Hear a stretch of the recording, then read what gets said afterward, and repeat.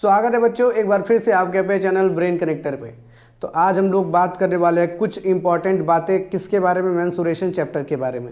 Math में आप लोग मेंसुरेशन चैप्टर पढ़ते हैं और हर क्लास के बच्चे मेंसुरेशन के फार्मूलों से इतना परेशान रहते हैं कि उनको किसी भी हालत में फार्मूलों को याद ही करना पड़ता है, उसको रटना ही पड़ता है, उसके अलावा उनके पास कोई और अदर ऑप्शन नहीं होता है। आज हम लोग इसी डर को ख़त्म करने वाले हैं, इसी चीज़ को कॉन्सेप्चुअली समझेंगे कि कैसे कौन सा फार्मूला डिराइव होता है। इसी पे डिपेंडेंट ये आज का लेक्चर है, जिसको हम लोग बहुत ही अच्छे ढंग से कंप्लीट करेंगे और अंडरस्टैंडिंग बनाएंगे, स्ट्रॉन्ग अंडरस्टैंडिंग बनाएंगे किसी भी कॉन्सेप्ट का, किसी भी एरिया का, किसी भी पैरामीटर का, कि कैसे हम लोग फार्मूला जनरेट करते हैं, कैसे फार्मूला डिराइव होता है, कैसे उसको लेके आगे बढ़ते हैं, कैसे हमें याद करने की ज़रूरत नहीं पड़ेगी कभी भी अगर हम फार्मूला भूल जाए तो आइए बिना देरी का शुरू करते हैं हम लोग कैसे, how to derive the mensuration formulas. तो आज का टॉपिक यही रहेगा हम लोग का, हाउ, कैसे हम लोग डिराइव करेंगे मेंसुरेशन के फार्मूलाज को। ठीक है, तो सबसे पहले अगर हम लोग मेंसुरेशन में बात करें तो सबसे पहला टॉपिक जो आता है हम लोग का वो क्या होता है, पेरीमीटर होता है।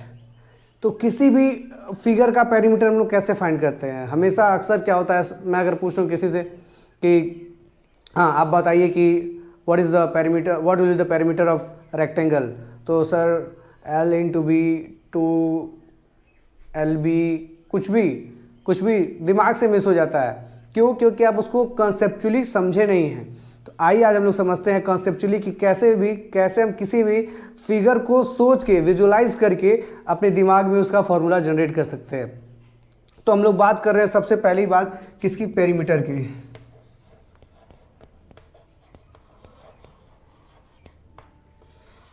किसकी सबसे पहली बात हम लोग करेंगे, किसकी, पेरीमीटर की।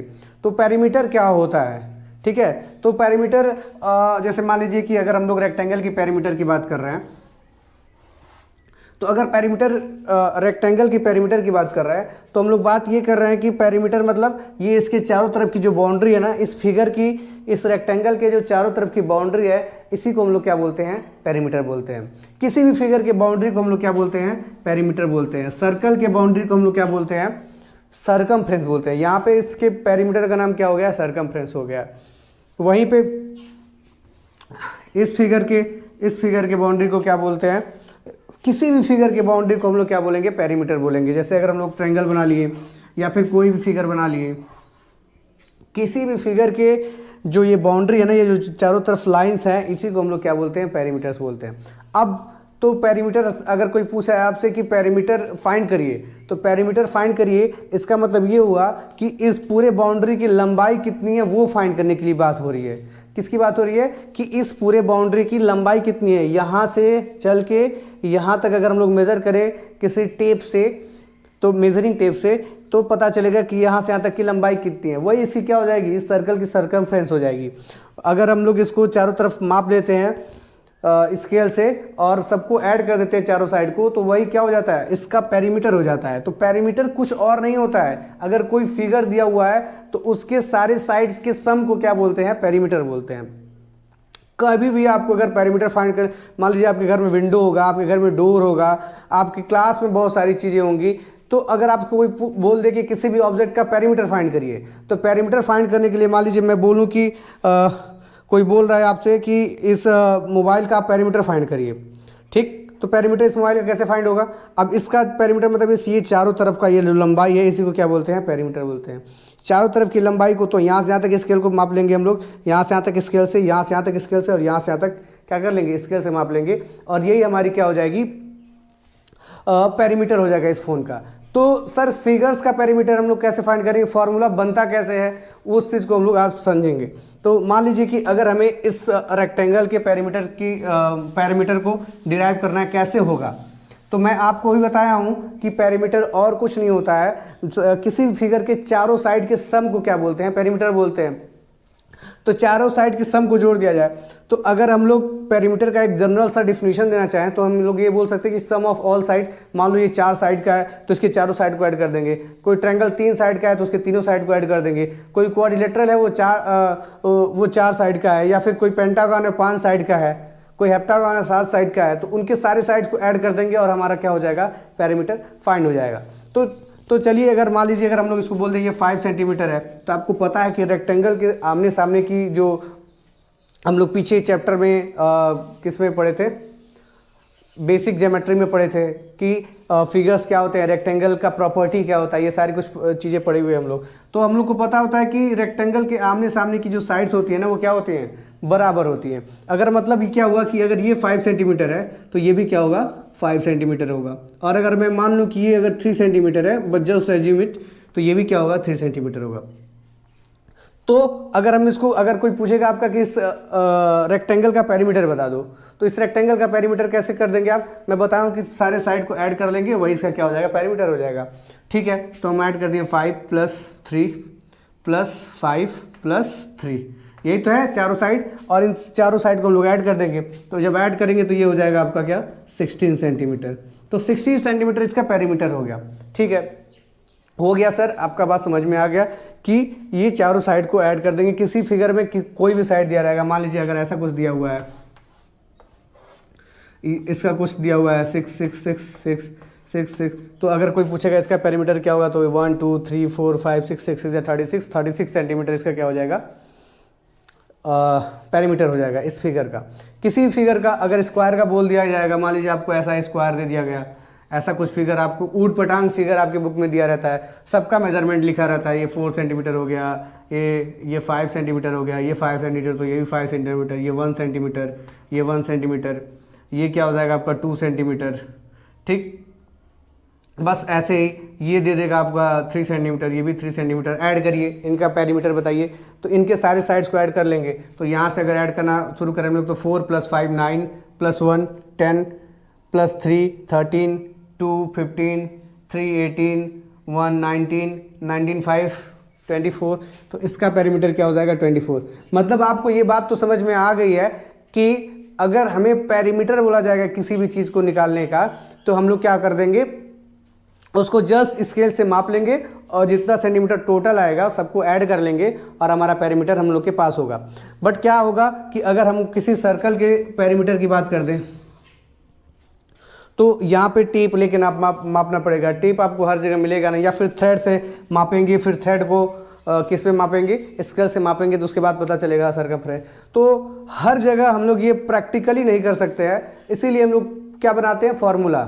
कर तो सकते हैं पर दिक्कत होती है थोड़ा, ठीक है, इसीलिए हम लोग क्या करते हैं, फॉर्मूले का यूज़ करते हैं। और फॉर्मूला इसीलिए बनाया जाता है कि जो आपके लॉन्ग प्रोसीजर होता है वो क्या हो जाए, शॉर्ट टाइम में हो जाए, कम देरी में हो जाए। और उस फॉर्मूले को याद करने की जरूरत नहीं होती, उस फॉर्मूले को समझने की जरूरत होती है। जब आप फॉर्मूले को समझना शुरू कर देंगे तो आपको बड़ी से बड़ा क्वेश्चन बहुत ही छोटे में आप सॉल्व कर पाएंगे उसको। तो आइए सबसे पहले तो ये समझते हैं कि फॉर्मूला कैसे बनता है। तो अभी हम लोग देखें कि इसको हम लोग ऐड कर दिए, ठीक है। तो मान लीजिए कि ये ऐड हो गया, आपका 16 सेंटीमीटर पेरीमीटर मिल गया। मान लीजिए कि ये लेंथ ना दिया हो, कोई ऐसा एक रेक्टेंगल हो, कोई ऐसा एक रेक्टेंगल हो जिसका ये एक साइड ए है और एक साइड क्या है, बी है, सेंटीमीटर में है। मतलब हम लोग को पता नहीं, तो हम लोग एज्यूम कर रहे हैं, लेट एज्यूम दिस साइड भी ए सेंटीमीटर एंड दिस साइड भी बी सेंटीमीटर। क्या कर लिए, इसको एज्यूम कर लिए। एज्यूम मतलब मान लिए कि हाँ ये कुछ तो लंबाई होगा ही होगा, आखिर ये कुछ चौड़ा है तो उसका कुछ लंबाई होगा, और कुछ लंबा है तो उसका कुछ लंबाई होगा, होगा कि नहीं होगा। चाहे इसको हम लोग एल मान लेते हैं, ये लंबा है तो इसको हम लोग लंबाई को एल मान लेते हैं, और ये चौड़ा है तो इसके चौड़ाई को क्या मान लेते हैं, बी मान लेते हैं, ठीक है। एल सेंटीमीटर और बी सेंटीमीटर होगा, ये बात तो आपको समझ में आ रही होगी। अब सर इसका फॉर्मूला कैसे आएगा, तो आप पढ़े हैं रेक्टेंगल की प्रॉपर्टी। रेक्टेंगल की प्रॉपर्टी में क्या होता है, बी जो है ये साइड होता है, अगले साइड के आमने सामने वाला साइड क्या होते हैं, बराबर होते हैं। तो यहाँ पे बी सेंटीमीटर है तो ये भी क्या हो जाएगा, बी सेंटीमीटर। यहाँ पे एल सेंटीमीटर है तो ये भी क्या हो जाएगा, एल सेंटीमीटर।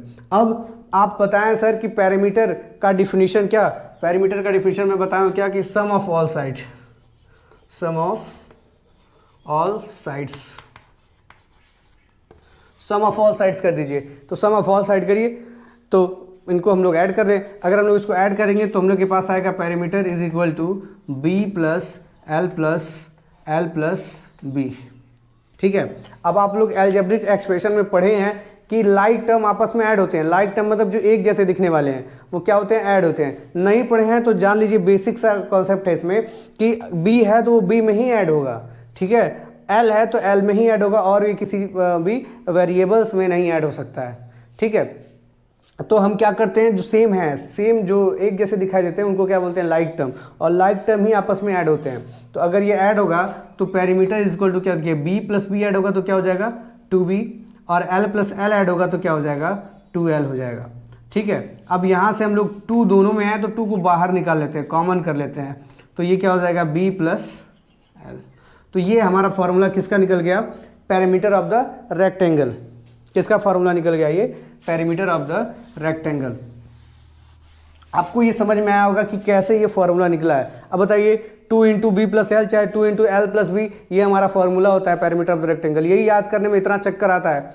तो चक्कर आता क्यों आता है, अगर आपको समझे रहेंगे कि पेरीमीटर ऑफ रेक्टेंगल मतलब क्या होता है, मतलब पेरीमीटर ऑफ रेक्टेंगल का मतलब भी यही हुआ कि इसके चारों साइड का सम, तो आपको इसको याद करने की जरूरत ही क्या है, आप चारों साइड देखेंगे ऐड कर देंगे, या फिर लेंथ और ब्रेथ को देखेंगे, उन दोनों को ऐड करके 2 से मल्टीप्लाई कर देंगे, क्योंकि ये 2 बार है, ब्रेथ भी 2 बार है और लेंथ भी 2 बार है, तो इन दोनों को मल्टीप्लाई करके ऐड करके और दो से क्या कर देंगे, मल्टीप्लाई कर देंगे। तो बहुत सारे प्रोसीजर मिल जाते हैं जब आप फिगर को समझते हैं कि कोई चीज़ कैसे जनरेट हुआ है। जब हम ये समझ लेंगे कि पेरीमीटर कैसे जनरेट हुआ है, तब ये क्या हो जाएगा, बहुत ही आसान हो जाएगा। तो मेरे ख्याल से कि अब आपको समझ में आ गया है कि पेरीमीटर ऑफ रेक्टेंगल का फॉर्मूला कैसे होता है और क्या होता है। ठीक है, अगर हम लोग स्क्वायर की बात करें, किसी भी फिगर की हम लोग बात करें, स्क्वायर, अब स्क्वायर की प्रॉपर्टी क्या होती है, स्क्वायर की प्रॉपर्टी का मतलब ये होता है कि इसकी चारों साइड क्या होते हैं, बराबर होते हैं।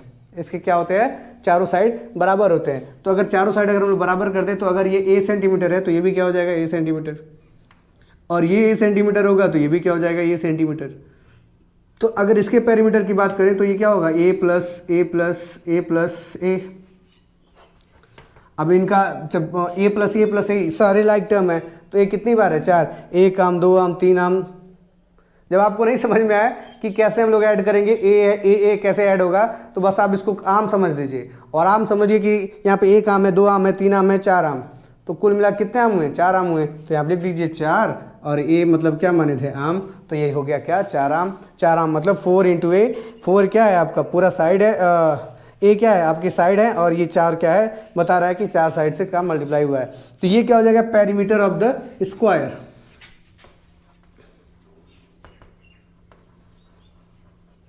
पेरीमीटर ऑफ स्क्वायर, ये हो गया पेरीमीटर ऑफ द स्क्वायर। अब इसी तरह का आपको ट्रायंगल का अगर आपको पेरीमीटर फाइंड करना हो, तो ट्रायंगल के पेरीमीटर्स को कैसे फाइंड करेंगे,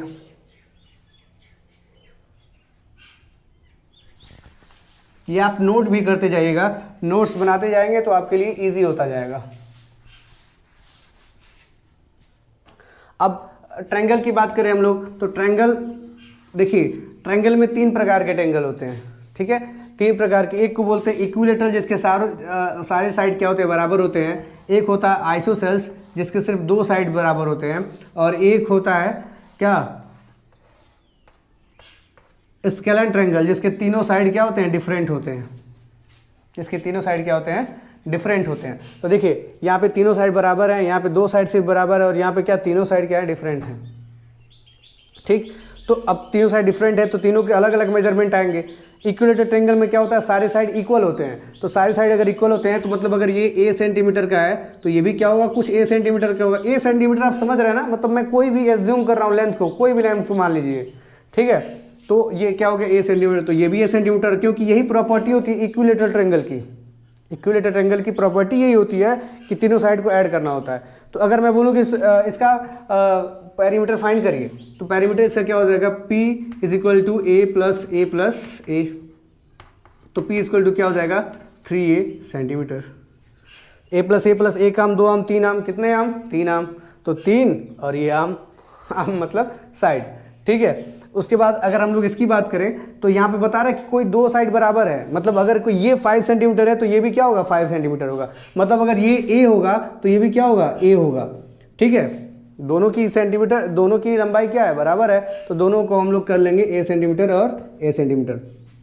अब अगर ये दोनों की लेंथ बराबर है तो यहाँ पे आप क्या सोच सकते हैं, ये तो डिफरेंट ही होगा, क्योंकि इसमें सिर्फ 2 साइड बराबर है। तो ये a हो गया, ये हो गया, या तो ये बराबर हो सकता है, ये बराबर होगा, ये डिफरेंट, एक कोई डिफरेंट साइड होगा, इसीलिए क्या होता है, आइसोसेल्स ट्रायंगल होता है।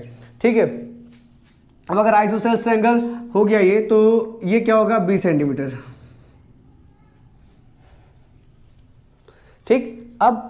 अब ये अगर इसका हम लोग पैरामीटर बोले कि अगर कोई बोलेगा find the parameter of isosceles triangle, इतना बड़ा सेंटेंस सुन के हम लोग क्या हो जाते हैं, घबरा जाते हैं। पर आपको बस जनरली ये सोचना है, अपने मन में विजुलाइज करना है कि आइसोसेलेस ट्रायंगल होता क्या है। तो आपके दिमाग में आएगा कि आइसोसेलेस ट्रायंगल ऐसे होते हैं जिनके सिर्फ दो साइड बराबर होते हैं। तो दो साइड बराबर होते हैं तो दो साइड क्या मान लेंगे, एक ए हो गया और एक क्या होगा, बी हो गया। तो अगर हम इसके पैरामीटर फाइंड करेंगे तो ये हो गया ए प्लस बी।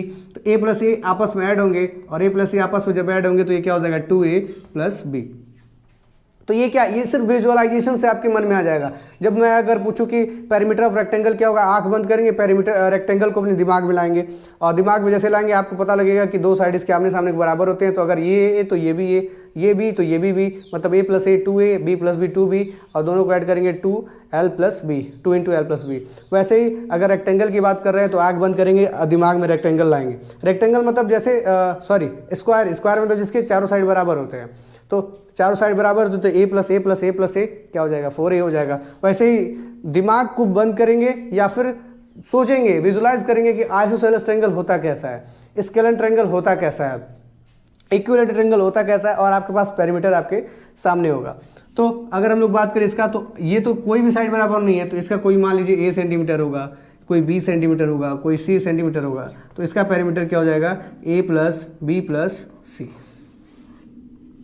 आई होप आपको ये समझ में आ रहा है कि कैसे मैं डिराइव कर दे रहा हूँ फार्मूला। मैं कभी फार्मूला नहीं याद करता हूँ, मैं हमेशा ये जानने की कोशिश करता हूँ कि आखिर ये फार्मूला आया है तो आया है तो कैसे। जब ये आप क्यों लगाना शुरू कर देंगे ना, कैसे लगाना शुरू करेंगे, तो आपको मैथ बहुत ईजी हो जाएगा। पर आप चीज़ों को रटना शुरू करेंगे, एक पैटर्न पे सॉल्व करना शुरू करेंगे। जैसे एक सर बता दिए, उसी पैटर्न पे मैं क्वेश्चन को सॉल्व कर लिया और मुझे मैथ आ गया। तो मैथ आपको ज़्यादा देर तक आप मैथ के साथ चल नहीं पाएंगे। अगर मैथ के साथ चलना है तो क्यों और कैसे आप अपने मतलब डेली लाइफ में ले आइए। कैसे, अगर कोई भी चीज़ हो रहा है तो कैसे हो रहा है, क्यों हो रहा है, तुरंत पूछिए अपने सर से। किसी से भी आप कॉन्सेप्ट क्लियर करते हैं उससे तुरंत पूछिए कि सर कैसे हो रहा है, वो ज़रूर आपको बताएगा। और आपका जब कॉन्सेप्ट क्लियर हो जाएगा, मैथ आपके लिए क्या हो जाएगा, ईजी हो जाएगा। तो इस तरह से आप किसी भी फिगर का आप क्या निकाल सकते हैं, पैरामीटर निकाल सकते हैं। अब बचा एक और पैरामीटर जिसको हम लोग सरकमफ्रेंस के नाम से जानते हैं, और वो भी एक 2D फिगर ही है। 2D फिगर मतलब आपको समझ में आता होगा कि 2 डायमेंशनल फिगर जिसमें सिर्फ लेंथ और ब्रेथ हो। जैसे कि ये फिगर, ये बोर्ड जो है, इसमें एक लेंथ है और ये क्या है, इसका ब्रेथ है। तो ये भी क्या हो जाएगा, एक रेक्टेंगल के जैसा शेप रखने वाला क्या है, एक 2D फिगर है। ठीक है। अगर इसके मोटाई को ऑब्जर्व ना किया जाएगा, इसके मोटाई को भी ऑब्जर्व हम लोग करेंगे तो ये क्या हो जाएगा, एक क्यूबाइड बन जाएगा और इसको बोलेंगे 3D फिगर। खैर इसकी बातें हम लोग बाद में करेंगे, अभी हम लोग बात करें किसकी, पैरामीटर की। तो अगर हम बात करें किसकी, पैरामीटर की, सर्कल। बहुत ही मस्त इंटरेस्टिंग चीज़ है कि आप कभी तो आपके दिमाग में आया ही होगा कि सर अभी तक हम लोग जो भी पैरामीटर पढ़ रहे थे उसमें लेंथ और ब्रेथ तो समझ में आ रहा था, क्योंकि 2D फिगर में लेंथ और ब्रेथ होता है। लेंथ और ब्रेथ समझ में आ रहा था, साइड से मल्टीप्लाई हो रहा था, ये सारी चीज़ें समझ में आ रही थी। पर पाई कहाँ से आ गया? आप लोग कभी भी ध्यान देते होंगे तो आपके पास सर्कमफ्रेंस ऑफ द सर्किल होता है 2πr, और एरिया क्या होता है, πr²। तो सर ये पाई कहाँ से आ गया, ये मैथ्स में कहाँ से एंटर कर गया, पाई कहाँ से आ गया? इसके बारे में कभी आप लोगों ने सोचा है? और अगर सोचा है तो बहुत ही अच्छे दिशा में आप लोग चल रहे हैं, और नहीं सोचा है तो अभी इस चीज़ को क्लियर कर लीजिए, क्योंकि बहुत अच्छे अच्छे बच्चे इस चीज़ के बारे में नहीं जानते हैं कि पाई आखिर आया कहाँ से। इन फार्मूलाज के बीच में किसी भी क्यूबाइड सिलेंडर, किसी भी फिगर में देख लेंगे तो आपको जिसमें सर्कुलर फिगर नहीं होगा तो वहाँ पे पाई आपको नहीं देखने के लिए मिलेगा, लेकिन सर्कुलर फिगर में पाई कहाँ से आ जाता है। ठीक है। तो सबसे बड़ी तो मिस्ट्री ये है कि हाउ पाई कैसे आया। ठीक है। तो आज इसको हम लोग समझेंगे। ठीक है। तो एक मैथमेटिशियन थे जो इस चीज़ को ऑब्जर्व किए कि पाई कैसे आया है। तो उन्होंने क्या किया कि उन्होंने बहुत सारे सर्कल्स को ड्रॉ किया, छोटे बड़े, बहुत बड़े सर्कल्स को, है ना, ऐसे बहुत सारे मल्टीपल सर्कल्स को ड्रॉ किया। ठीक। और जब मल्टीपल सर्कल्स को ड्रॉ किया तो उन्होंने ऑब्जर्व किया इस चीज़ को, इसको उन्होंने मापा, किसी भी तरह एक थ्रेड के सहायता से मापा, यहाँ से यहाँ तक एक थ्रेड ले जाके यहाँ तक उसको कट कर लिया। उसके बाद उसको मेज़र किया, किससे, स्केल से, और स्केल से मेज़र किया तो कुछ इसका मेज़रमेंट पाया। ठीक है। क्या पाया? इसका कुछ मेज़रमेंट पाया, कुछ भी मेज़रमेंट पाया। मान लीजिए कोई भी मेज़रमेंट मान लें हम लोग उसको, मान लीजिए उसको सर्कमफ्रेंस बोल लें, बाउंड्री ऑफ द सर्कल, उसी को तो बोलते हैं सर्कमफ्रेंस। अभी मैं बताया कि पेरीमीटर को सर्कल के पेरीमीटर को सर्कमफ्रेंस बोलते हैं। तो वो इसका क्या होगा, इसके तो कोई साइड है नहीं, तो इसके पूरे बाउंड्री क्या होगा, लेंथ ही क्या होगा, पेरीमीटर होगा या फिर सर्कमफ्रेंस होगा। तो सर्कमफ्रेंस का फाइंड करने के लिए एक थ्रेड का यूज़ किया, उसके बाद उसको स्केल से माप लिए तो कुछ तो सर्कमफ्रेंस आया। उसके बाद उन्होंने क्या किया कि इसके डायमीटर को, मतलब यहाँ से यहाँ तक थ्रेड लगा लिया, ठीक, और इसका डायमीटर कुछ आया, ठीक। जब इसको डिवाइड किया तो उन्होंने पाया कि इसका जो रिजल्ट आ रहा है 3.14 आ रहा है, ठीक है। इस सर्कल की बात पूरी हो गई। फिर इस सर्कल के बारे में हुआ, तो फिर इस सर्कल, मान लो इसका कोई सर्कमफ्रेंस कुछ C2 रहा होगा, C2 मतलब कोई दूसरा मेजरमेंट, मान लो ये 15 सेंटीमीटर आ रहा है तो ये 5 सेंटीमीटर रहा होगा क्योंकि छोटा सर्कल है, तो C2 हो गया। अब इसका भी डायमीटर है, जब उन्होंने डायमीटर से डिवाइड किया तो इसका भी रिजल्ट क्या आ रहा है, 3.14 आ रहा है, ठीक। फिर उनको क्या हुआ, आश्चर्य हुआ कि भाई ऐसा कैसे हो रहा है कि बड़े का भी वही आ रहा है सेम आंसर, छोटे का भी सेम आंसर आ रहा है, बहुत बड़े का कर रहे हैं तो इसका भी वही आ रहा है, C3/D3 जब कर रहे हैं तो इसका भी ये 3.14 ही आ रहा है ना। तो उन्होंने मल्टीपल बहुत सारे सर्कल्स पे ऑब्जर्वेशन किया और ऑब्जर्व करके पाए कि हर एक वैल्यू जो आ रही है वो कांस्टेंट आ रही है, और उस कांस्टेंट वैल्यू क्या है, 3.14, और जितनी टाइम वो कर रहे हैं उतना टाइम ही 3.14 आ रहा है। तो उन्होंने क्या किया, और ये 3.14 किसकी वैल्यू है, पाई की वैल्यू है। तो सबको पता है कि ये पाई की वैल्यू क्या होती है, 3.14 होती है। तो यहाँ से सर्कल में पाई क्या कर गया, एंटर कर गया, यहाँ से सर्कल में क्या हो गया, पाई एंटर कर गया। तो इस कांस्टेंट वैल्यू की वैल्यू क्या होती है, 3.14 की वैल्यू क्या होती है, पाई होती है, या फिर ये कहें कि पाई की वैल्यू 3.14 होती है। तो वहाँ से पाई ऑब्जर्व हो गया। अब यहाँ से क्या हुआ, C/D, इसको हम लोग क्या बोल दिए, पाई, C/D इक्वल टू क्या हो गया, पाई। अब ये C/D पाई हुआ, उसके बाद तो ये सर्कमफ्रेंस अगर हमको फाइंड करना है तो ये हम इसका मल्टीप्लाई हम लोग यहाँ पे कर सकते हैं, तो ये हो जाएगा C = पाई × D, ये हो जाएगा C = पाई × D, और पाई × D हो गया तो D को हम लोग लिख सकते हैं 2R, क्योंकि मान लीजिए यही तो डायमीटर होता है, यही तो टोटल तो लेंथ डायमीटर होता है, ये टोटल लेंथ डायमीटर होता है। तो यहाँ से यहाँ तक को क्या बोलते हैं, रेडियस बोलते हैं, और फिर यहाँ से यहाँ तक को क्या बोलते हैं, रेडियस। तो radius plus radius equal to क्या हो जाएगा, D हो जाएगा। मतलब R + R = D होगा ना, डायमीटर इसी के लेंथ के तो बराबर होगा। तो ये 2R = क्या हो गया, D हो गया। मतलब D की जगह हम लोग क्या रख सकते हैं, 2R। तो ये क्या हो गया, C = 2 पाई, यहाँ पे D की जगह पाई 2R लिख दिए हम लोग, और इंटू पाई। और जब इसको फर्दर सॉल्व किए तो ये क्या हो गया, 2πr, और यहाँ से हमारे सर्कमफ्रेंस ऑफ द सर्कल का क्या मिल गया, फॉर्मूला मिल गया। तो ऐसे ये डिराइव हुआ, ऐसे पाई इन्वॉल्व हुआ आपके मैथ में, और ऐसे एरियाज में या फिर सर्कमफ्रेंस में ये आने लगा। तो ये टोटल बात किससे हुआ, कैसे हुआ, ऑब्जर्वेशन से हुआ। कई सर्कल को ऑब्जर्व किया गया। आप भी अपने घर पे किसी भी सर्कल के, किसी भी रेडियस के सर्कल को, कई रेडियस के सर्कल को वो करेंगे, मेज़र करेंगे, और मेज़र करने के बाद उसके डायमीटर से डिवाइड करेंगे, तो आप लोग पाएंगे कि आंसर उसका क्या रहा है, 3.14। जरूर इसका आप लोग ऑब्जर्वेशन करेंगे। आप लोग जितना ऑब्जर्वेशन करेंगे, जितना एक्टिविटी करेंगे, उतना आपका मैथ स्ट्रांग होगा, ठीक है। तो ऐसे आपका क्या हो गया, ये आ गया सर्कमफ्रेंस ऑफ द सर्कल। अब ये सर्कमफ्रेंस ऑफ द सर्कल आ गया। इसके बाद चैलेंज ये था कि कैसे हम लोग डिराइव करेंगे कि एरिया ऑफ द सर्कल कैसे आएगा, ठीक है। तो उसको भी हम लोग आज डिराइव कर लेते हैं। तो आपको आई होप समझ में आया होगा कि कैसे ये चीज़ें हो रही हैं। पहले क्या हुआ, सर्कमफ्रेंस मतलब इसके बाउंड्री को क्या कर लिया गया, मेज़र कर लिया गया एक थ्रेड की सहायता से। उसके बाद उसी को डायमीटर से डिवाइड किया गया और आंसर क्या आ गया, 3.14। ऐसे मल्टीपल को किया गया और हर जगह आप लोग रिजल्ट वही पा रहे थे, 3.14, 3.14 और 3.1 पाई को कहते हैं। तो यहाँ पे क्या हो गया, पाई डिनोट हो गया, और C = पाई × D, D के जगह हम लोग 2R रख दिए, तो सर्कमफ्रेंस 2πr आ गया। जरूर एक बार इसको आप अपने घर पर ड्राइव करेंगे, और जब डिराइव करेंगे इसको तो आपको समझ में आएगा और अच्छे से, ठीक है। चलिए आगे हम लोग देखें।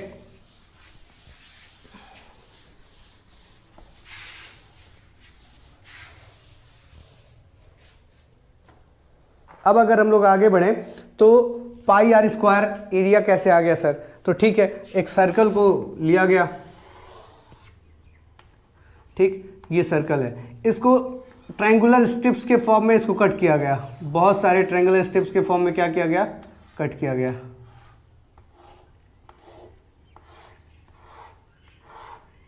ठीक है, बहुत सारे ट्रायंगुलर स्ट्रिप्स में इसको क्या किया गया, कट किया गया, नंबर ऑफ स्ट्रिप्स में इसको कट किया गया।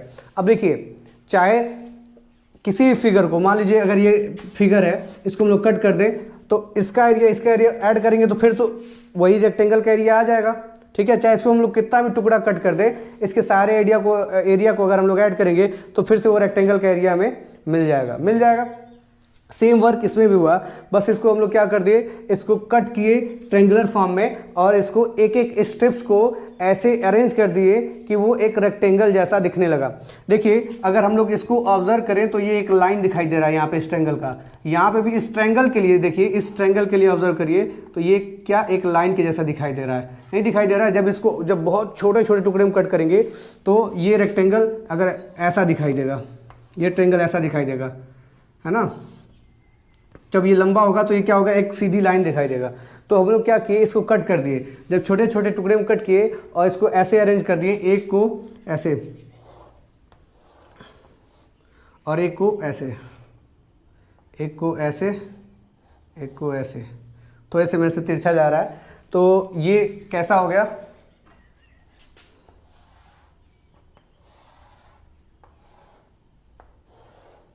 ठीक है, एक ट्रायंगल को ऐसे और एक ट्रायंगल को ऐसे, ठीक है, एक ट्रायंगल को ऐसे, एक ट्रायंगल को ऐसे, एक ट्रायंगल को ऐसे, इसी स्ट्रिप्स को एक इधर से उल्टा फिर उल्टा, सीधा फिर उल्टा, फिर सीधा फिर उल्टा, ऐसे कई सारे स्टेप्स को क्या कर दिए, अरेंज कर दिए। ठीक है, अब जब कई सारे स्टेप्स को ऐसे पूरे सारे स्टेप्स को क्या कर दिए, अरेंज कर दिए, तो अगर हम लोग इसका एरिया फाइंड कर लें, अगर इसका एरिया फाइंड कर लें तो इस सर्कल का भी एरिया फाइंड हो जाएगा, क्योंकि अभी हम लोगों ने पता किया कि किसी भी फिगर को कितना भी टुकड़ा कर दे, अगर उसके सारे एरिया को ऐड करेंगे तो फिर वही फिगर मिल जाता है। ठीक है, तो अगर हम लोग इसके अगर एरिया को हम लोग फाइंड कर लें तो क्या मिल जाएगा हम लोग को, अगर इसके एरिया को हम लोग फाइंड कर लें तो ये सर्कल का एरिया हमें मिल जाएगा। ठीक है, अच्छा फाइंड कैसे होगा, तो ये वाली डिस्टेंस देखिए, ये वाली डिस्टेंस को आप लोग जब ध्यान से देखेंगे तो ये क्या है, एक सर्कल का रेडियस पता लगेगा आपको कि ये क्या है, एक सर्कल का रेडियस। इससे हमें ऑब्जर्व हो रहा है कि ये जो रेक्टेंगल, ये जो ट्रायंगल है, इसको अगर हम लोग ऐसे कर दें तो ये क्या है, रेडियस ही तो है। तो अगर हम इसको आर से डिनोट कर दें, अगर हम लोग इसको ये आर है तो सर ये वाली लेंथ क्या होगी, इसको तो हम लोग को पता ही करना पड़ेगा। अच्छा ये देखिए, एक टुकड़ा ऊपर है, फिर इसको छोड़ के इसको टेढ़ा कर दिए, फिर दूसरा टुकड़ा ऊपर गया, फिर तीसरा टुकड़ा ऊपर गया, फिर एक को छोड़ के दूसरा, फिर एक को छोड़ के दूसरा। मतलब सर आप ये कह सकते हैं कि ये जो लेंथ है ये क्या है, ये पूरे सरकमफ्रेंस का आधा टुकड़ा ऊपर आ गया होगा और आधा टुकड़ा नीचे आ गया होगा। यही तो बात हुई होगी। आखिर जब इसके एक टुकड़े को ऊपर सीधा रख रहे हैं और एक टुकड़े को उल्टा रख रहे हैं तो आधा लेंथ उधर चला गया, आधा लेंथ इधर आ गया। अच्छा, सरकमफ्रेंस का फॉर्मूला क्या होता है, सरकमफ्रेंस इक्वल टू होता है 2πr, और अगर इसका आधा करें हम लोग तो इसको 2 से डिवाइड कर देंगे, 2 से डिवाइड कर देंगे तो क्या आएगा, πr। अच्छा, सरकमफ्रेंस का आधा हो गया तो πr आ गया, मतलब इसका जो लेंथ है वो क्या हो गया होगा, πr। ठीक है, ये भी क्या हो गया, πr। ठीक, अब ये एक रेक्टेंगल के जैसा दिख रहा है, तो एरिया ऑफ रेक्टेंगल क्या होता है, एरिया ऑफ रेक्टेंगल होता क्या है, होता है लेंथ इनटू ब्रेथ। ठीक है, अब देखिए इसकी ब्रेथ कितनी है, r है, इसकी ब्रेथ कितनी है, r है, तो इसके ब्रेथ की जगह पे r रखेंगे, और लेंथ कितनी है, लेंथ क्या है, πr है, तो इसको हम लोग πr कर देंगे। जब फर्दर मल्टीप्लाई करेंगे तो ये होगा πr स्क्वायर, और इसी को बोलते हैं एरिया ऑफ सर्कल। यही तो होता है area of circle, πr square. तो इस तरह से ये डिराइव होता है area of circle πr square. और यहाँ से हम लोग कॉन्सेप्ट सीखे कि कैसे किसी भी फॉर्मूले को डिराइव कैसे करते हैं, पेरीमीटर को सीखे हम लोग, सर्कल को सीखे हम लोग, उसके सरकमफ्रेंस को सीखे हम लोग। और जब आप सोचना शुरू करेंगे तो ऐसा आप लोग सॉल्व करना शुरू करेंगे, और जब सॉल्व करेंगे तो आपको ऐसे ऐसे मैथ्स के इंटरेस्टिंग रिजल्ट्स मिलेंगे जिसको देख के आप बहुत ही मोटिवेट होंगे मैथ्स को आगे पढ़ने के लिए। अदरवाइज सिर्फ फॉर्मूले को याद करेंगे तो आप हमेशा एक बोझ के तले दबे रहेंगे और वो आपको कहीं न कहीं कभी न कभी छोड़ना ही पड़ेगा। ठीक है, आई होप ये आपको समझ में आया, आप इसको नोट करिए। फिर हम लोग समझते हैं कि आखिर ये जो हम लोग area of rectangle formula use किए यहाँ पे, ये कैसे आया, ठीक है, जब तक आप हर एक जगह पे क्यों लगाना नहीं शुरू करेंगे तब तक आप मैथ नहीं सीख सकते हैं। तो यहाँ पे इसके बाद हम लोग किसको ड्राइव कर रहे हैं, इसको डिराइव कर रहे होंगे, आप लोग इसको नोट कर लीजिए, फिर हम लोग दूसरे को स्टार्ट करते हैं। समझते हैं कि कैसे हम लोग अब ट्राइंगल के फॉर्मूले को डिराइव करेंगे।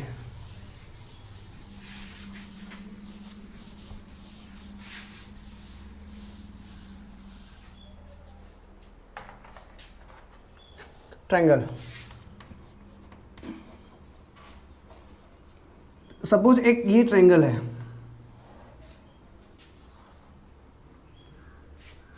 ठीक है।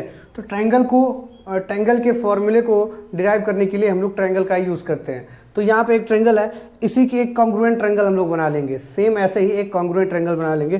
कॉन्ग्रुएंट ट्रायंगल मतलब आप समझते होंगे ठीक एक के साइज का दूसरा ट्रायंगल, कोई हम लोग क्या बोलते हैं, कॉन्ग्रुएंट ट्रायंगल बना लेते हैं। तो एक और कॉन्ग्रुएंट ट्रायंगल बना लेंगे हम लोग, और जब इसको फिर उल्टा करके ऐड करेंगे, तो ये कुछ ऐसा बन जाएगा।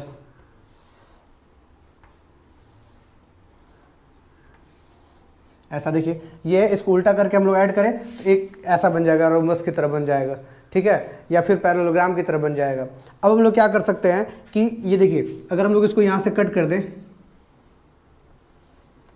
और इस पार्ट को उठा के यहाँ पे अगर हम लोग ऐड कर दें तो ये क्या बन जाएगा, ये क्या बन गया, एक रेक्टेंगल बन गया। क्या बन गया, ये एक रेक्टेंगल बन गया। और हमको पता है कि एरिया ऑफ रेक्टेंगल क्या होता है,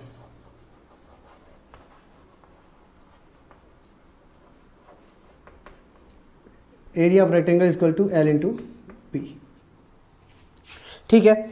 अब ये एरिया ऑफ रेक्टेंगल क्या है, L इंटू बी है, ठीक है। और ये भी यहाँ पे क्या हो गया, एक रेक्टेंगल बन गया। अगर हम लोग चाहें तो ये भी तो लिख सकते हैं, area of rectangle is equal to 2 into area of triangle, क्योंकि ये दो ट्रायंगल से मिलकर बना हुआ फिगर है, ठीक है। तो इस एरिया ऑफ रेक्टेंगल के जगह पर हम लोग क्या लिख सकते हैं, 2 into area of triangle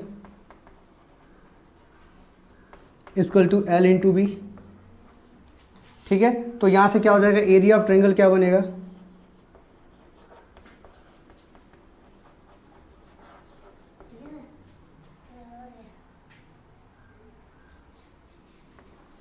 L into B, और फिर ये 2 यहाँ पे नीचे चला जाएगा। तो ये अब देखिए, इसमें L क्या है, ठीक है, यहाँ पे L क्या है, यहाँ पे एडेड यही तो है, यही पोर्शन तो है, बेस ही तो है। तो यहाँ पे ये क्या हो जाएगा, 1/2, और ये L जो है, कि जो लेंथ जो है इसका, ये जो लेंथ है ये क्या है, B है, ठीक है। और जो ब्रिथ जो है इसका, ये जो ब्रिथ है, ये ब्रिथ क्या है आपका, ये ब्रिथ, ये साइड वाला तो है, तो ये क्या हो जाएगा, ये H हो जाएगा। तो area of triangle equal to क्या हो गया यहाँ से, 1/2 B into H, base into height. तो ऐसे हम लोग डिराइव करते हैं। एक ट्रायंगल लेंगे, इसके कॉन्ग्रुएंट एक ट्रायंगल ड्रॉ करेंगे, जब उन दोनों को ऐड कर देंगे तो वो किस फॉर्म में, एक पैरेललोग्राम के फॉर्म में आ जाएगा। उसको जब एक पार्ट को कट करके इस साइड ऐड करेंगे तो ये क्या बन जाएगा, रेक्टेंगल बन जाएगा। और ये रेक्टेंगल कैसे बना है, ट्रायंगल के यूज से ही बना है। तो यहाँ पे हम लोग लिख देंगे area of triangle equal to L into B. और यहाँ पे एरिया ऑफ रेक्टेंगल जब हम लोग क्या लिख सकते हैं, जब एरिया ऑफ रेक्टेंगल इसी दो ट्रायंगल से बना है तो लिख सकते हैं 2 into area of triangle is equal to L into B, ठीक है। एरिया ऑफ ट्रायंगल फिर 2 को शिफ्ट कर देंगे, L इंटू बी, और L और B यहाँ पे क्या है, B और H है, तो B और H को हम लोग क्या कर दिए हैं, उसके जगह पर रख दिए हैं। और ये हमारा क्या डिराइव हो गया, फार्मूला हो गया area of triangle 1/2 base into height. किसी भी तरह के ट्रायंगल के एरिया को हम लोग फाइंड कर सकते हैं इस फॉर्मूले से, और बहुत ही ईजी वे में हम लोग कर सकते हैं। जैसे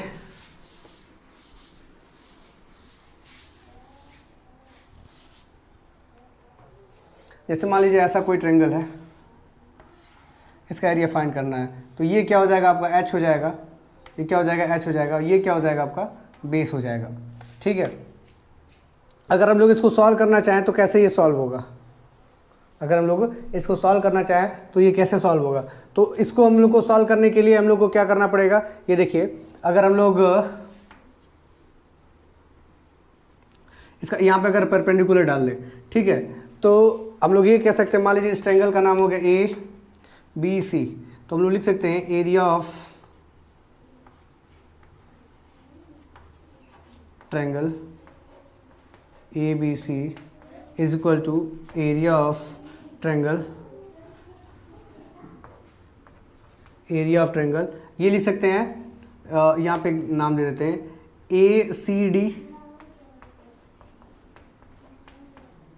फिर क्या लिख सकते हैं एरिया ऑफ ट्रायंगल CDB, लिख सकते हैं ना। अब अगर हम लोग प्रीवियस नॉलेज को अगर हम लोग इकट्ठा करें, और अभी हम लोगों ने डिराइव किया था कि एरिया ऑफ ट्रायंगल क्या होता है, 1/2 बेस इंटू हाइट होता है, ठीक है। तो अगर हम लोग इसको हम लोग एरिया ऑफ ट्रायंगल ACD लिखें तो ये इसका क्या होगा, परपेंडिकुलर होगा, और ये क्या हो जाएगा, इसका बेस हो जाएगा। तो यहाँ पे 1/2 बेस क्या है आपका AD है, AD, और हाइट क्या है इसका CD, प्लस फिर CDB का क्या होगा 1/2, इसका बेस क्या हो जाएगा DB, और हाइट क्या हो जाएगा इसका भी CD हो जाएगा इंटू।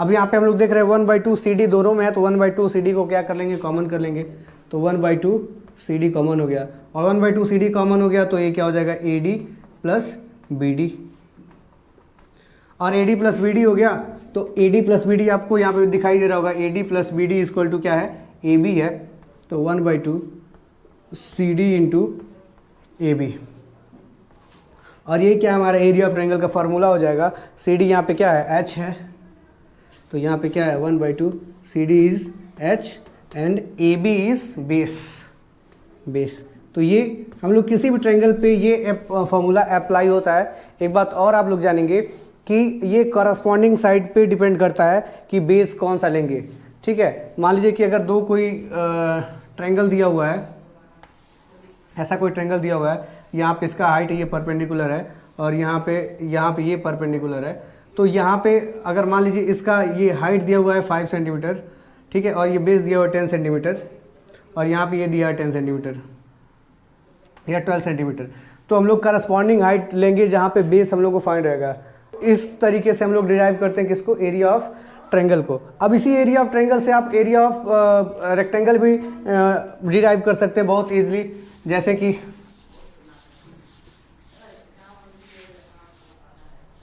मान लीजिए एक रेक्टेंगल है ABCD, ये क्या है, एक रेक्टेंगल है। अब देख रहे हैं कि यहाँ से अगर हम लोग एक वर्टेक्स को अगर यहाँ पे ड्रॉ कर डायगोनल को ड्रॉ कर दें, तो ये एक रेक्टेंगल को 2 इक्वल पार्ट्स में क्या कर दे रहा है, डिवाइड कर दे रहा है, ठीक है। तो हम लोग इसको ऐसा लिख सकते हैं क्या कि एरिया ऑफ रेक्टेंगल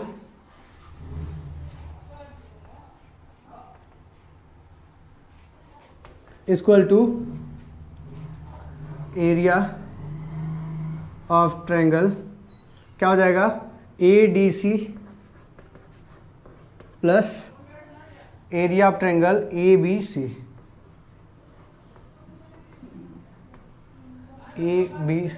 ठीक है, ये हो जाएगा। और अभी हम लोगों ने फाइंड किया, अभी हम लोगों ने डिराइव किया कि एरिया ऑफ ट्रायंगल ADC क्या होता है।